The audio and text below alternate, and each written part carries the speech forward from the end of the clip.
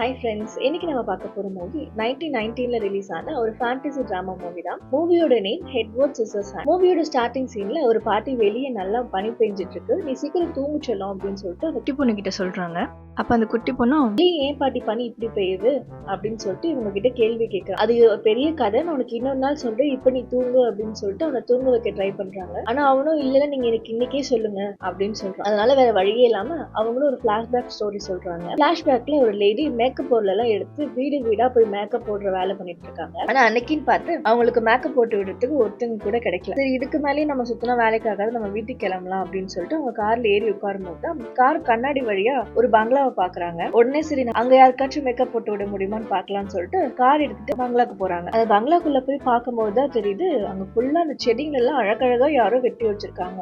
அதெல்லாம் பார்த்து பிரமிச்சுட்டு சரி அந்த வீட்டுக்குள்ள நம்ம போய் பார்க்கலாம் அப்படின்னு சொல்லிட்டு உள்ள போறாங்க. உள்ள போய் பார்த்தா ஃபுல்லா பழைய துரும்பு புடிச்சு போன மெக்கானிசம் மிஷின்ஸா இருக்கு. அதெல்லாம் பார்த்துக்கிட்டே படி ஏறி மேல போறாங்க. மேல போய் பார்த்தா ஒரு ஓரமா இவங்களை பார்த்து பயந்துகிட்டு யாரோ நின்றுட்டு இருக்கிறத பாக்குறாங்க. அந்த மேக்கப் ஆர்டிஸ்ட் ஒளிஞ்சிட்டு இருக்கிறது யாரா இருந்தாலும் பரவாயில்ல, வெளியில வாங்க அப்படின்னு சொல்லிட்டு கூப்பிடுறாங்க. உடனே அதை கேட்டுட்டு கொஞ்சம் கொஞ்சமா மெதுவா ஒன்னும் வெளியில வரா. இவன் தான் நம்ம ஸ்டோரியோட ஹீரோ எட்வர்ட். ஃபர்ஸ்ட் அவங்கள பார்த்து பயப்படுறான், இருந்தாலும் பரவாயில்ல அப்படின்னு சொல்லிட்டு மெதுவா வெளியிலயும் வரான். அவனை பார்த்ததும் நம்ம மேக்கப் லேடிக்கு பயம் வந்துருது. ஏன்னா அவன் கையெல்லாம் சிசரா இருக்கு. அதை பார்த்ததும் இன்னும் ஆயுதம் எல்லாம் வச்சிருக்கானே அப்படின்னு சொல்லிட்டு ஃபர்ஸ்ட் பயப்படுறாங்க. அப்புறம் கொஞ்சம் கொஞ்சமா பேசிட்டு முன்னாடி வரதும் பார்த்ததும் என்ன இவன் இவ்வளவு வெள்ளேந்தியா பேசுறான் அப்படின்னு சொல்லிட்டு அவங்களுக்கும் கொஞ்சம் கொஞ்சமா பயம் போகுது. இவன் பார்க்கவும் பேசவும் ரொம்ப நல்லவனா இருக்கான் அப்படின்னு சொல்லிட்டு அவங்களும் அவனை வீட்டுக்கு கூப்பிட்டு போயிடுறாங்க. இவங்க அவனை கார்ல கூப்பிட்டு போறத பார்த்து அங்க ஊர்ல இருக்கிறவங்க எல்லாம் ரொம்ப விசித்திரமா பாக்குறாங்க. பார்த்தது மட்டும் இல்லாம பொருளையும் பேசுறாங்க. கால் பண்ணி கூட பேசிட்டு இருக்காங்க. யார் இவன், இது ரொம்ப விசித்திரமா இருக்கான்ல, இவன் ஏன் இந்த வேலை எல்லாம் பண்றா அப்படின்னு சொல்லிட்டு அவங்களையும் குத்தம் சொல்லிட்டு இருக்காங்க. ஆனா அதெல்லாம் கண்டுக்காத நம்ம மேக்கப் லேடியும் அவனை வீட்டுக்கு பத்திரமா கூட்டிட்டு வந்துடுறாங்க. இதெல்லாம் பார்க்க அவனுக்கு ரொம்ப புதுசா இருக்கு. அந்த லேடியும் அவனை வீட்டுக்குள்ள இருக்கிற போட்டோஸ் எல்லாமே காட்டுறாங்க அவன் கிட்ட. அதத்தையும் பார்த்துட்டு ரொம்ப விசித்திரமா இருக்கு அவனுக்கு இதெல்லாமே. அங்க அதுல அவங்களுடைய பொண்ணுடைய போட்டோவும் இருக்கு. அதை பார்த்ததும் நம்ம ஹீரோக்கு ரொம்ப பிடிச்சு போயிடுது.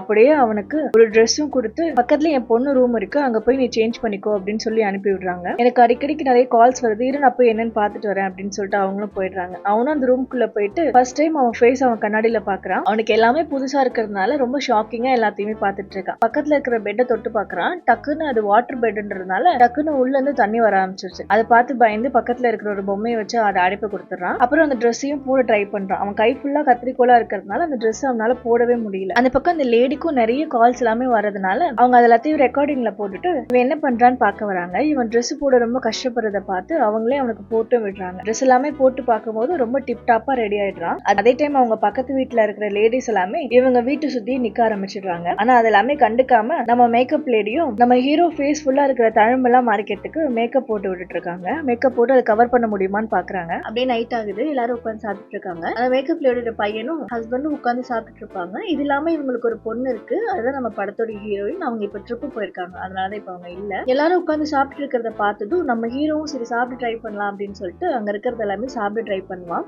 இது எல்லாத்தையும் அவங்க பையனும் அவங்க ஹஸ்பண்டும் குறுகுறுன்னு பாத்துட்டு இருப்பாங்க. ரொம்ப வியர்டா, என்ன இவன் என்ன பண்ணிட்டு இருக்கான் அப்படின்னு சொல்லிட்டு. நம்ம ஹீரோ கை ஃபுல்லா சிதறா இருக்கிறதுனால அவனால ஒழுங்கா சாப்பிடவே முடியாது. எல்லாத்தையும் கவனிச்ச அந்த மேக்கப் லேடியும் நீங்க இந்த மாதிரி சாப்பிடும்போது குறுகுறுன்னு பார்த்தா நீங்க சாப்பிடுவீங்களா, அப்படிதானே இருக்கும் அவனுக்கும் அப்படின்னு சொல்லி திட்டிடுறாங்க. அப்படியே நைட்டு தூங்க அவங்க பொண்ணுடைய ரூமையும் அவங்களுக்கு கொடுக்குறாங்க. நீ நிம்மதியா எங்கேயே படுத்து தூங்கு அப்படின்னு சொல்றாங்க. அடுத்த நாள் எப்பயும் போல அந்த ஊர்ல இருக்கிற எல்லா ஹஸ்பண்ட்ஸும் கார் எடுத்துட்டு வேலைக்கு கிளம்பிடுறாங்க. இந்த மேக்கப் லேடியும் வீட்டுல சும்மா இருக்க முடியாம நம்ம ஹீரோக்கு மேக்கப் போட்டு விடலாம் அப்படின்னு சொல்லிட்டு அவனை உட்கார வச்சு அவன் ஃபேஸ்ல இருக்க தழும்பெல்லாம் மறைக்கிறதுக்கு மேக்கப் போட்டு விட்டுட்டு இருக்காங்க. இந்த தழும்பெல்லாம் அவனுக்கு அவனே வெட்டிக்கிட்டதுதான், இன்னும் வேணும்னு வெட்டினது இல்ல, எல்லாமே தெரியாம வெட்டிக்கிட்ட காயங்கள். அடுத்த சீன்லயே நம்ம மேக்கப் லேடியோட ஹஸ்பண்டுக்கு லீவு போல, அவர் வெளியில இருக்கிற செடி எல்லாமே கட் பண்ணலாம் அப்படின்னு சொல்லிட்டு வந்து கட் பண்ணிட்டு இருப்பாரு. அப்ப நம்ம ஹீரோவும் அங்க வருவான். அந்த செடியெல்லாம் பார்த்ததும் இவனுக்கு ஆல்ரெடி பிராக்டிஸ் இருக்கு இல்லையா, அதனால அந்த செடியெல்லாம் அழகா வெட்டி ஒரு டைனோசரா மாத்திடுவான். அந்த மேக்கப் லேடியோட ஹஸ்பண்டும் அந்த குட்டி பையனும் பார்த்துட்டு பயங்கர ஷாக் ஆகி அவங்களுக்கும் நம்ம ஹீரோ ரொம்ப பிடிச்சு போயிடும். இப்படி அவங்க பேசிட்டு இருக்கும் போதே அந்த பக்கமா ஒரு லேடி வந்து இவனை பார்த்துட்டு இவன் ஒரு தீய சக்தி, இவன் ஒரு சாத்தா, இவனை வீட்டுல இருந்து வெளியில அனுப்பிடுங்க அப்படின்னு சொல்லிட்டு கத்துவாங்க. ஆனா அதெல்லாம் யாருமே அங்க இருக்கிறவங்க கண்டுக்கவே மாட்டாங்க, பெருசாவே எடுத்துக்காம அதை அப்படியே அவங்க ஸ்கிப் பண்ணிடுவாங்க. இந்த சீன்லயே அந்த ஊர்ல இருக்கிற எல்லா லேடிஸுமே நம்ம மேக்கப் லேடி வீட்டுக்கு வந்து ஹீரோவை இன்ட்ரோ கொடுங்க அப்படின்னு சொல்லிட்டு கேக்குறாங்க. அதெல்லாத்தையும் பார்க்கும்போது நம்ம மேக்கப் லேடிக்கு ஒரு மாதிரி என்ன சொல்றதுன்னு தெரியாம சரி ஓகே அப்படின்னு சொல்லிட்டு கதவை க்ளோஸ் பண்ணிடுறாங்க. அப்படியே கிச்சன்ல வந்து மேக்கப் லேடி ஏதோ வேலை செஞ்சுட்டு இருக்காங்க. அதை பார்த்ததும் சரி ஹெல்ப் பண்ணலாம் அப்படின்னு சொல்லிட்டு நம்ம ஹீரோவும் அங்க இருக்கிற காய் எல்லாமே கட் பண்ண ஹெல்ப் பண்ணுவாங்க. அப்பதான் அந்த லேடி டின்னு ஓபன் பண்றதுக்காக ஒரு மிஷின் வச்சு ஓபன் பண்ணுவாங்க. அதை பார்த்ததும் நம்ம ஹீரோக்கு ஒரு பிளாஷ்பேக். அதுல சமைக்கிற மிஷின் எல்லாமே ரெடி பண்ணிட்டு இருப்பாரு அவருடைய மாஸ்டர். அதெல்லாம் பார்த்து அந்த மாஸ்டர் ரொம்ப சந்தோஷப்பட்டுட்டு இருப்பாரு. அங்க கட் பண்ணி இப்ப மேக்கப் லேடி வீட்டுல பார்ட்டி ஒண்ணு வச்சிருக்காங்க. எட்வர்ட இன்ட்ரோ கொடுக்கலாம் அப்படின்னு சொல்லிட்டு அந்த பார்ட்டிக்கு வந்தவங்க எல்லாருமே நம்ம எட்வர்ட் மேல ரொம்ப பாசமா அன்பா நடந்துக்கிறாங்க. அங்க இருக்கிற லேடிஸ் எல்லாமே நம்ம எட்வர்ட் கிட்ட வந்து அவங்க சாப்பாடை ஊட்டி விட்டு நீ என் வீட்டுக்கு தான் ஃபர்ஸ்ட் வரணும் அப்படின்னு சொல்லிட்டு எல்லாரும் இன்வைட் பண்றாங்க. அதுல ஒரு லேடி மட்டும் நம்ம எட்வர்டை கரெக்ட் பண்றதுக்காக கொஞ்சம் ஓவராவே நம்ம எட்வர்ட் கிட்ட பேசுவான். அப்படியே நைட் ஆயிடுது. நம்ம எட்வர்ட் தூங்குறதுக்காக பெட்ல படுத்துட்டு இருப்பான். அப்பதான் அவன் மாஸ்டர் மனுஷங்க கிட்ட எப்படி பேசுறது அப்படின்னு சொல்லிட்டு நம்ம ஹீரோக்கு சொல்லி கொடுத்துட்டு இருப்பாரு. அதெல்லாத்தையும் நினைச்சபடியே அவன் படுத்துட்டு இருப்பான். அப்பதான் நம்ம ஹீரோயினும் ட்ரிப் எல்லாம் முடிச்சுட்டு வீட்டுக்கு வருவாங்க. சரி ஃப்ரெஷ் அப் ஆயிட்டு தூங்கலாம் அப்படின்னு சொல்லிட்டு கண்ணாடி முன்னாடி நிற்பாங்க. கண்ணாடியில நம்ம ஹீரோ ஃபேஸ பார்த்ததும் அவங்க கத்தி அலறி அடிச்சுட்டு வெளியில ஓடிடுறாங்க. உடனே அவங்க அப்பா அம்மா எல்லாம் வந்து நீ பயப்படுற அளவுக்கு ஒன்னும் இல்ல, இவங்க நம்ம கெஸ்ட் தான் அப்படின்னு சொல்லிட்டு இவருடைய கதையெல்லாம் சொல்லிட்டு அவங்க பொண்ணை கூட்டிட்டு போயிடுறாங்க. அப்படியே இந்த பக்கம் அவங்க அப்பா நம்ம எட்வர்ட கூட்டிட்டு போயிட்டு அவனுக்கு லெமன் ஜூஸ் அப்படின்னு சொல்லிட்டு சரக்கு ஊத்தி கொடுத்துடுறாங்க. இவன் அது குடிச்சிட்டு ஒரு மாதிரி கேர் ஆயிடுறான். அப்ப அதே டைம்ல அவங்க அம்மாவும் நம்ம ஹீரோயினுக்கு எல்லாத்தையும் புரிய வச்சு நம்ம எட்வர்டுக்கு இன்ட்ரோ கொடுக்கலாம் அப்படின்னு சொல்லிட்டு கூப்பிட்டு வராங்க. இவங்க இன்ட்ரோ கொடுக்கும் போதே நம்ம எட்வர்டால நிக்க முடியாம டக்குன்னு கீழே விழுந்துட்டான். அடுத்த நாள் இவனை கரெக்ட் பண்ண நினைச்ச லேடி வீட்டுக்கு போய் அங்க இருக்கிற செடியெல்லாம் கட் பண்ண ஹெல்ப் பண்ணிட்டு இருக்கா. இது பத்தாம அந்த மேக்கப் லேடியோட பையனும் அவன் பங்குக்கு நம்ம ஹீரோவை ஸ்கூலுக்கு கூட்டு போய் இவன் கிட்ட கைக்கு பதிலா கத்திரிக்கோள் தான் இருக்கு, எப்படி கட் பண்ணுவான் பாருங்கன்னு சொல்லிட்டு இவனுடைய பெருமையெல்லாம் உட்காந்து சொல்லிட்டு இருக்கான். கொஞ்ச நாள்லயே அந்த ஊர்ல இருக்கிற எல்லா செடியும் ரொம்ப அழகழகா கட் பண்ணி ரொம்ப அழகா இருக்கு. அப்படியே அவன் லைஃபும் நல்லபடியா போற மாதிரி கட்டுறாங்க. அப்படி ஒரு நாள் நைட் எல்லாரும் உட்காந்து சாப்பிட்டுட்டு இருப்பாங்க. அப்ப நம்ம ஹீரோவும் ஹீரோயினை கரெக்ட் பண்றதுக்காக தட்டுல இருந்த நான்வெஜ் எடுத்து அவளுக்கு கொடுக்கலான்னு ட்ரை பண்றான். டக்குன்னு அந்த கறி பீஸ் அவன் மேல விழுந்ததும் அவளுக்கு உடனே டென்ஷன் ஆயிடும். அங்க இருந்து நான் இதை கிளீன் பண்ணிட்டு வரேன் அப்படின்னு சொல்லிட்டு கோமா எந்திரிச்சு போயிடுவான். உடனே நம்ம ஹீரோ மூஞ்சி வாடி போயிடும். அதை பார்த்ததும் அம்மா அப்பா 2 பேருமே அவனுக்கு ஆறுதல் சொல்லுவாங்க. பெருசா அதை எடுத்துக்கவே மாட்டாங்க. அடுத்த நாள் எப்பயும் போல எட்வர்ட் அந்த ஊர்ல இருக்கிற ஒரு லேடி வீட்டுக்கு போய் அங்க செடியெல்லாம் கட் பண்ண ஹெல்ப் பண்ணிட்டு இருப்பான். அப்பதான் அவங்க வீட்டுல வளர்க்குற நாய் அவன் கிட்ட வரும். அதுக்கு நிறைய முடி இருக்கிறத பார்த்ததும் இவன் உடனே அந்த டாகுக்கு ஹேர் கட் பண்ணி விடுவான். அந்த ஹேர் கட் ரொம்ப நல்லா இருக்கவும் அந்த ஊர்ல இருக்கிற எல்லா லேடிஸும் அவங்க வீட்டுல இருக்கிற டாக்ஸ் எல்லாமே கூட்டிட்டு வந்து நம்ம ஹீரோ கிட்டே கொடுத்து நீ எங்க டாக்ஸ்க்கும் ஹேர் கட் பண்ணி விடு அப்படின்னு சொல்லுவாங்க. டக்குன்னு நம்ம ஹீரோவை கரெக்ட் பண்ண நினைச்ச அந்த லேடி நீ டாக் கட் பண்ணதை விட நீ எனக்கும் சேர்த்து கட் பண்ண முடியும் அப்படின்னு சொல்லிட்டு அவங்க போய் உட்காந்துப்பாங்க. அவங்களுக்கு ஹேர் கட் பண்றதை பார்த்துட்டு திரும்பவும் அந்த ஊர்ல இருக்கிற எல்லாரும் எனக்கும் நீ ஹேர் கட் பண்ணி விடு அப்படின்னு சொல்லுவாங்க. ஹீரோயினோட அம்மாக்கும் நம்ம ஹீரோவை ஹேர் கட் பண்ணி விடுவான். நெக்ஸ்ட் டே இவன் சிசர்ஸ் எல்லாமே ஷார்ட் பண்ணலாம் அப்படின்னு சொல்லிட்டு அந்த ஊர்ல இருக்கிற லேடியும் இவனை சிட்டி பக்கம் கூட்டிட்டு போவாங்க. அங்க நம்ம ஹீரோயின் அவ ஆளோட கொஞ்சம் க்ளோஸா இருக்கிறத பார்த்ததும் நம்ம எட்வர்டுக்கு கொஞ்சம் கஷ்டமா இருக்கும். அங்க கட் பண்ணி இப்ப நம்ம ஹீரோ கொஞ்சம் ஃபேமஸ் ஆனதுனால அங்க இன்டர்வியூ எடுக்கலாம் அப்படின்னு சொல்லிட்டு ஒரு லைவ் இன்டர்வியூ ஒன்று நடக்குது. அங்க எல்லாருமே இவங்க கிட்ட மாத்தி மாத்தி கொஸ்டின்ஸ் கேட்டுட்டு இருக்கும் போது கூட இவ ரொம்ப பொறுமையா எல்லாருக்குமே பதில் சொல்லிட்டு இருப்பான். அப்ப அங்க இருக்கிற ஒரு லேடி கேட்பாங்க உனக்கு கேர்ள் ஃப்ரெண்ட் இருக்காப்பா அப்படின்னு கேட்பாங்க. டக்குன்னு இவன் ரொம்ப யோசிச்சுட்டே இருப்பான். இது எல்லாத்தையுமே இந்த பக்கம் உட்கார்ந்து நம்ம ஹீரோயினும் அவங்க பாய் ஃப்ரெண்டோட பாத்துட்டு தான் இருப்பா. அவன் என்னதான் சொல்ல போறான் அப்படின்னு சொல்லிட்டு நம்ம ஹீரோயின் ரொம்ப ஷார்ப்பா உத்து கவனிச்சுட்டு இருப்பான். சரி நம்ம எட்வர்டும் சரி சொல்லலாம் அப்படின்னு சொல்லிட்டு அந்த மைக்கு டச் பண்ணதும் இவன் கைதான் கத்திரிக்கோலாச்சே டக்குன்னு அங்க இருக்கிற வயர் எல்லாமே கட் பண்ணி ஷார்ட் சர்க்கியூட் ஆயிடுது. இதெல்லாமே இந்த பக்கத்துல இருந்து கவனிச்ச அவன் ஹீரோயினோட பாய் ஃப்ரெண்ட் உட்காந்து பயங்கரமா சிரிப்பான். இதுல கொஞ்சம் ஹீரோயின் கடுப்பாயிடுவா. எதுக்கு இப்ப சிரிக்கிறீங்க அப்படின்னு சொல்லிட்டு நம்ம ஹீரோயின் கொஞ்சம் கோவம் வந்துடும். இதுல நம்ம ஹீரோ மேல நம்ம ஹீரோயின் கொஞ்சம் கரிசனமும் வந்துடும். அடுத்த சீன்லயே எல்லாரும் ஹோட்டல்ல உட்காந்து ஃபேமிலியா சாப்பிட்டு இருப்பாங்க. அப்பதான் மேக்கப் லேடியோட ஹஸ்பண்டும் சொல்லுவாரு நீ சூப்பரா முடிவெட்டுற, நீ ஏன் பேசாம ஒரு சலூன் ஓபன் பண்ணக்கூடாது, இப்பதான் நீ ரொம்ப ஃபேமஸ் ஆயிட்டல, சோ உனக்கு பேங்க்லயுமே ஈஸியா லோன்லாம் கிடைக்கும் அப்படின்னு சொல்றாங்க. இவன் சொல்றதை நம்பி அடுத்த நாள் இவங்களும் பேங்க்குக்கு போய் லோன் கிடைக்குமா அப்படின்னு பாக்குறாங்க. ஆனா இவன் தான் ஒரு ரோபோட் ஆச்சு, இவன் கிட்ட எந்த ப்ரூஃபும் இல்லாதனால இவனுக்கு லோன் எல்லாம் கொடுக்க முடியாது அப்படின்னு சொல்லிட்டு அங்கதான் அடிச்சு வச்சிடுறாங்க. இந்த பக்கம் பார்த்தா ஹீரோயினும் அவங்க ஆளும் பேசிட்டு வருவாங்க. அப்ப அவங்க ஆள் சொல்வாரு எங்க அப்பா கிட்ட ஒரு லாக்கர் இருக்கு, அதுல நிறைய பணம் இருக்கு, அதை எடுக்கிறதுக்கு எட்வர்ட் கிட்ட அவனுடைய சிசர் வச்சு ஹெல்ப் பண்ண சொல்லு. அதுக்கு நம்ம ஹீரோயின் சொல்லுவான் அதெல்லாம் முடியாது, இந்த மாதிரி திருட்டு வேலைக்கெல்லாம் நான் அவனை யூஸ் பண்ண முடியாது, நான் சொல்றதெல்லாம் அவன் கேட்க மாட்டான் அப்படின்னு சொல்றான். அது கேட்டுட்டு அவன் சொல்லுவான் நீ சொன்னா அவன் கேட்பான் அப்படின்னு சொல்லிட்டு நம்ம ஹீரோயின் ரொம்ப கன்வின்ஸ் பண்ணி எட்வர்டை கூட்டிட்டு வர வச்சிருவாங்க. அன்னைக்கு நைட்டே அந்த லாக்கர் ஓபன் பண்றதுக்கு இவங்க எல்லாருமே போறாங்க. பட் எட்வர்ட் கிட்ட என்ன சொல்லி கூப்பிட்டு வந்திருப்பாங்கன்னா இந்த மாதிரி என்னுடைய பொருள் அவன் எடுத்து வச்சிருக்கான், நம்ம அதை போய் எடுக்கணும் அப்படின்னு சொல்லிதான் கூட்டிட்டே வந்திருப்பாங்க. இவங்களும் ஒரு ஒரு ரூமா நம்ம ஹெட்வர்டோட சிசரை வச்சு ஓபன் பண்ணி போறாங்க. கடைசியா அந்த லாக்கர் ரூம்குள்ள போகும்போது அந்த ரூம்ல ஒண்ணுமே இருக்காது. டக்குன்னு அந்த ரூம் மட்டும் க்ளோஸ் ஆயிடும். எட்வர்ட் மட்டும் உள்ள மாட்டிப்பான். மத்த எல்லாருமே தப்பிச்சு ஓடிடுவாங்க. பட் எட்வர்டால போகவே முடியாது. அதே டைம்ல அலாரம் அடிக்க அங்க போலீஸ்க்கும் அது போயிடுது. கார்ல போயிட்டு இருக்கும்போது ஹீரோயின் சொல்ல, இப்ப கூட வண்டியை திருப்பி உங்க அப்பா கிட்ட எல்லாத்தையுமே நடந்ததெல்லாம் சொல்லிட்டு நம்ம சாரி சொல்லிடலாம் அப்படின்னு சொல்லுவா. அதுக்கு உடனே அவன் சொல்லுவான், அதெல்லாம் முடியாது, இதெல்லாம் தெரிஞ்சா என்னையே தூக்கி இருந்தாலும் உள்ள வச்சிருவான், நான்லாம் வரமாட்டேன் அப்படின்னு சொல்லிட்டு அங்கதான் அவங்க போயிடுவாங்க. இப்போ எட்வர்ட போலீஸ் அரெஸ்ட் பண்ணுவாங்க. இவன் கையில இருக்கிற ஆயுதத்திலத்தையும் பார்த்துட்டு அதெல்லாத்தையும் கீழே போடு அப்படின்னு சொல்லுவாங்க. பட் அவன் எதுவுமே சொல்லாம முன்னாடி நடந்து வந்துகிட்டே இருப்பான். அப்பதான் அங்க இருக்கிற லேடிஸ் எல்லாம் சொல்லுவாங்க, அது ஆயுதம் எல்லாம் இல்ல, அவன் கையில அது இருக்கு, எப்பவுமே இருக்கும் அப்படின்னு சொல்லிட்டு அவங்க போலீஸ்க்கு புரிய வைக்க ட்ரை பண்ணுவாங்க. போலீஸும் சரி ஓகே அப்படின்னு சொல்லிட்டு அப்படியே விளங்க மாட்டி கூட்டிட்டு போயிடுவாங்க. எட்வர்டோட அம்மா அப்பா 2 பேருமே வந்து லோன் கிடைக்கலன்னா பரவாயில்ல, அதுக்காக நீ திருடுவியா அப்படின்னு சொல்லி கேட்பாங்க. அதுக்கும் அவன் எதுவுமே சொல்ல மாட்டான். உன்னை இப்படி யாராச்சும் செய்ய சொன்னாங்களா அப்படின்னு அடுத்த கேள்வி கேட்பாங்க. அதுக்கும் அவன் எதுவுமே சொல்ல மாட்டான். அவன் அமைதியாவே இருப்பான். அப்புறம் போலீஸும் ஒரு சைக்காட்ரிஸ்ட கூட்டிட்டு வந்து இவனை ஃபுல்லா செக் பண்ண சொல்றாங்க. அந்த டாக்டரும் இவனை ஃபுல்லா செக் பண்ணி பார்த்துட்டு, இவன் ரொம்ப வருஷமா தனிமையில இருக்கிறதுனால இவன் பண்றது கரெக்டா தப்பான்னு அவனுக்கே தெரியல, இவன் ரொம்ப இன்னசென்ட் தான், இவனை விட்டுருங்க அப்படின்னு சொல்றாரு. அதனால போலீஸும் வழி இல்லாம அவனை விட்டுறாங்க. இவனை வீட்டுக்கு அவங்க அம்மா கூட்டிட்டும் வந்துடுறாங்க. இவன் ரூம்ல இருக்கும் போது இவனை பார்க்க ஹீரோயின் வர, அன்னைக்கு நடந்ததுக்கு ரொம்ப சாரி, நான் உனக்காக அவன் கிட்ட எவ்வளவோ பேசினேன், திருப்பி வண்டியே நம்ம உங்க அப்பா கிட்ட பேசலாம்னு சொன்னேன், பட் அவன் கேட்கவே இல்லை அப்படின்னு சொல்லிட்டு ரொம்ப வருத்தப்பட்டு சாரி கேக்குறாங்க. அதுக்கு உடனே நம்ம ஹீரோ சொல்வான், எனக்கு தெரியும், அது ஆளோட வீடுதான்றது கூட எனக்கு தெரியும், எனக்கு எல்லாமே தெரியும், சோ உனக்காக தான் நான் வந்தேன் அப்படின்னு சொல்றான். அது கேட்டதும் ஹீரோயினுக்கு ரொம்ப எமோஷனலா ஆகுது. அப்பன்னு பார்த்து ஹீரோயினோட பாய் ஃப்ரெண்டும் அவங்க வர, அவனை பார்த்ததும் ஹீரோயினுக்கு ஒரு சரியான கோவம் வந்து கண்ணா பின்னான்னு அவனை பிடிச்சு திட்டுறான். இவங்க 2 பேரும் இப்படி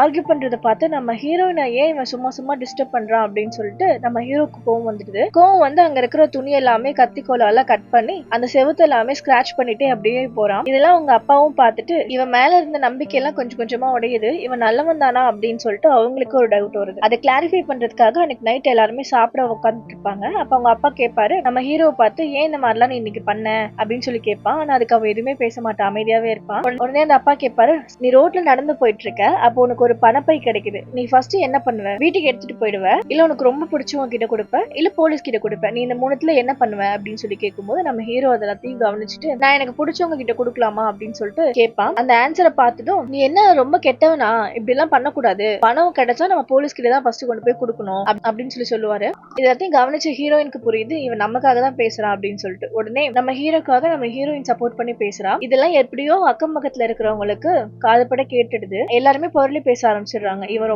கொஞ்சம் ஜாக்கிரதையா தான் இருக்கணும் போல, இவன் ரொம்ப ஆபத்தானவன் போல அப்படின்னு சொல்லிட்டு நம்ம ஹீரோவை தப்பா பொருளி பேச ஆரம்பிச்சிடுறாங்க அக்கம் பக்கத்துல இருக்கிறவங்க எல்லாருமே. இந்த மாதிரி டைம்ல தான் கிறிஸ்மஸும் வருது. அதனால எல்லாருமே அவங்கவுங்க வீட்டு ரொம்ப அழகா டெக்கரேட் பண்ணிட்டு இருக்காங்க. அன்னைக்கு நைட் வெளியே பார்த்தா பயங்கரமா பனி பெஞ்சிட்டு இருக்கு. என்னன்னு நம்ம ஹீரோயினும் வெளியே போய் பார்த்தா நம்ம ஹீரோ தான் நம்ம ஹீரோயினுக்காக ஐஸ் கட்டி எல்லாம் எடுத்துட்டு வந்து ஹீரோயினுக்காக ஒரு அழகா ஒரு சிலை செஞ்சுட்டு இருப்பான். அதை பார்த்ததும் நம்ம ஹீரோயின் செமையா இம்ப்ரெஸ் ஆகி ஹீரோ கிட்ட பேசலாம் அப்படின்னு சொல்லிட்டு கிட்ட போவான். அந்த டைம் பார்த்து ஹீரோயின் பாய் ஃப்ரெண்ட் வந்து தள்ளிப்போ அப்படின்னு சொல்லி கத்துவான். அந்த சவுண்ட் கேட்டதும் ஹீரோ பயந்து ஹீரோயின் கையில தெரியாம கட் பண்ணிடுவான். அந்த டைம் பார்த்து கரெக்டா ஹீரோயினுடைய அம்மாவும் வந்து ஹீரோயினை கூட்டிட்டு உள்ள போயிடுறாங்க. அப்ப அந்த பாய் ஃப்ரெண்டும் நம்ம ஹீரோவை பார்த்து, உன்னாலதான் எல்லாமே, உன்னாலதான் இப்ப நீ அவ கை கட் ஆயிடுச்சு அப்படின்னு சொல்லிட்டு நம்ம ஹீரோ ரொம்ப ஹர்ட் பண்ணி விட்டுறான். நம்ம ஹீரோவும் அங்க இருந்து அமைதியா போயிடுறான். இதுலத்தையும் ஹீரோயினோட அப்பாவும் மேல இருந்து கவனிச்சுட்டு தான் இருப்பாரு. டக்குன்னு ஹீரோயின் வெளியில வந்து, அவன் தெரியாம தான் பண்ண அப்படின்னு உனக்கும் தெரியும் எனக்கும் தெரியும், இருந்தாலும் நீ எதுக்கு இப்ப தேவையில்லாம அவனை ஹர்ட் பண்ற அப்படின்னு சொல்லிட்டு ரொம்ப கோவமா கத்திட்டு அவனை அங்கேயே பிரேக்கப் பண்ணிடுறான். அவனுக்கும் ரொம்ப கோவம் வந்து அங்க இருந்து கோச்சிட்டு அவன் கிளம்பிடுறான். அப்ப கரெக்டா அங்க வந்த ஹீரோயினோட அப்பாவும், நீங்க எல்லாம் உள்ள போங்க,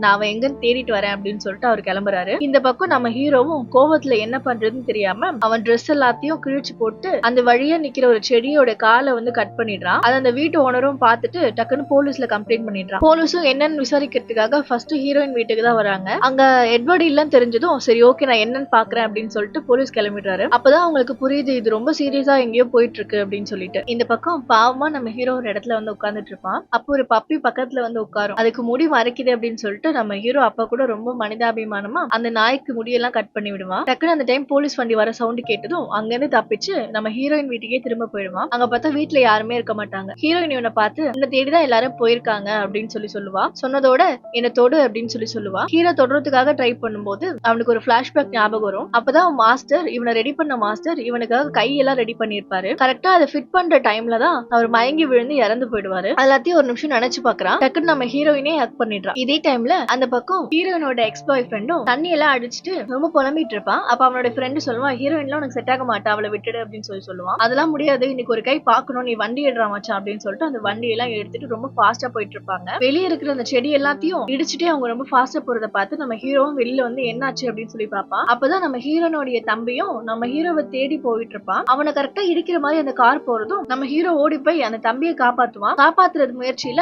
தெரியாம அவனுடைய சிசர்ஸ் எல்லாமே அவன் மேல போட்டு லைட்டா கீறிடும். அதை பார்த்ததும் அக்கம் பக்கத்துல இருக்கிறவங்க எல்லாமே தம்பியை காப்பாத்துறேன்ற பேர்ல நம்ம ஹீரோவை இன்னும் ஹர்ட் பண்ற மாதிரி பண்ண ஆரம்பிச்சிடுவாங்க. இங்க இப்படி ஒரு கலவரம் நடந்துட்டு இருக்கும் போதே அவங்க அம்மா அப்பாவும் வந்து நம்ம தம்பியை கூட்டிட்டு போயிடுறாங்க. ஊர்ல இருக்கிற எல்லாருமே இவர் ரொம்ப மோசமானவன் தான் போல அப்படின்னு சொல்லிட்டு ரொம்ப தப்பா கணக்கு போட்டுட்டு இருப்பாங்க.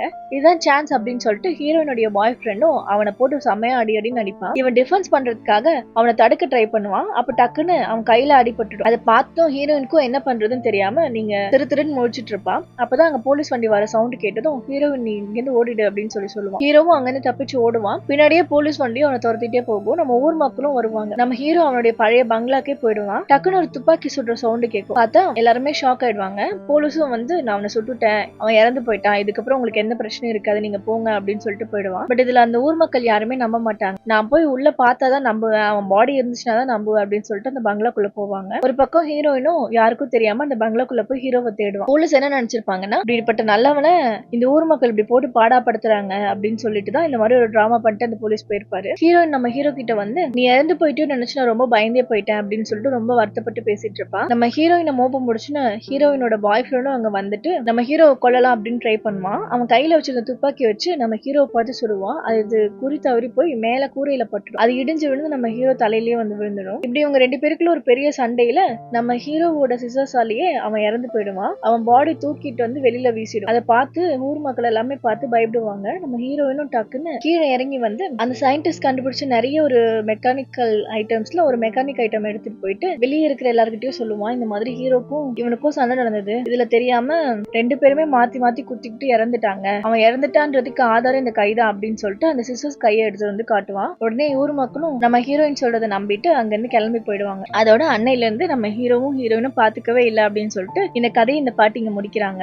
அந்த பொண்ணும் கேட்பான் அது எப்படி உங்களுக்கு தெரியும், இன்னும் அவங்க ரெண்டு பேரும் பாத்துட்டு இருக்க மாட்டாங்க அப்படின்னு சொல்லிட்டு கேட்பான். அதுக்கு பாட்டி சொல்லுவாங்க அந்த பொண்ணே நான் தான் அப்படின்னு சொல்லுவாங்க. அதுக்கு அந்த பொண்ணும் கேட்பான் ஒரு உயிரோட தான் இருப்பாரு அப்படின்றது உங்களுக்கு என்ன நிச்சயம் இருக்கு பாட்டி அப்படின்னு கேட்கும்போது இந்த பனி இப்படி பெஞ்சிட்டு இருக்கு அப்படின்னாலே அவன் உயிரோட அங்க இருக்கா அப்படின்னு தான் அர்த்தம் அப்படின்னு சொல்றாங்க. அந்த பக்கம் பார்த்தா நம்ம ஹீரோ நிறைய ஐஸ் கட்டி எல்லாமே எடுத்துட்டு வந்து இப்போ நம்ம ஹீரோயினை சில மாதிரி செதுக்கிட்டு இருப்பான். அப்படியே இந்த படமும் இங்க முடியுது. இந்த மாதிரி நிறைய வீடியோஸ்க்கு நம்ம சேனலை சப்ஸ்கிரைப் பண்ணிக்கோங்க. தேங்க்யூ.